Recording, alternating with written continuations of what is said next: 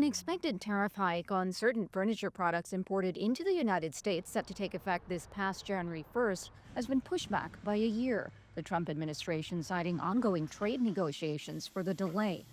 With no postponement, duties on vanities and kitchen cabinets produced outside the U.S. were set to rise to 50% at the start of the year. Levies on upholstered furniture were set to go up to 30%. For now, they remain at 25%. New York-based commercial and residential interior designer Paulina Dupain says though the delay is welcome news for the industry overall and some vendors, so far her business hasn't been severely impacted. There is a lot of manufacturers and there's a lot of companies that we can work with that produce things in at home in the United States. So big manufacturers like Ethan Allen or Room and Board, are mainly based in USA. So a lot of things can actually be made here, and we can source from the stores that are not, Wayfair or Overstock. However, larger furniture businesses like Wayfair and Williams-Sonoma have seen their stock roller coaster as a result of the levies and shifts in demand. Thus far, the overall impact of tariffs across imported products on the U.S. economy has been more muted than initially feared. Analyst Stephen Cates weighed in on why. A big part of that is because the administration backtracked on their most aggressive policies.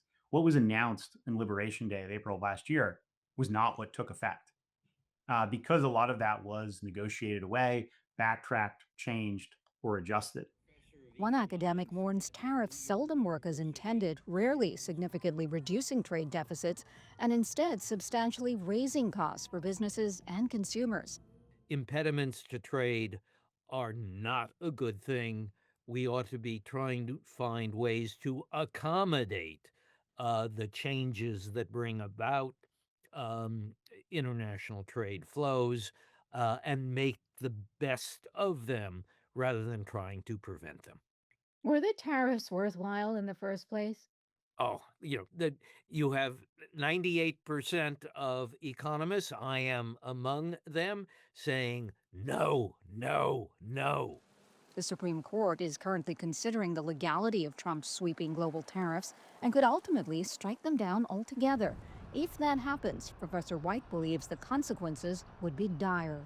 We would be in uncharted territory. There's never been something as big as this that was ruled unconstitutional, illegal. A lawsuit brought by nearly 100 companies, including retail giant Costco, alleges Trump overstepped his authority when imposing duties using emergency trade powers.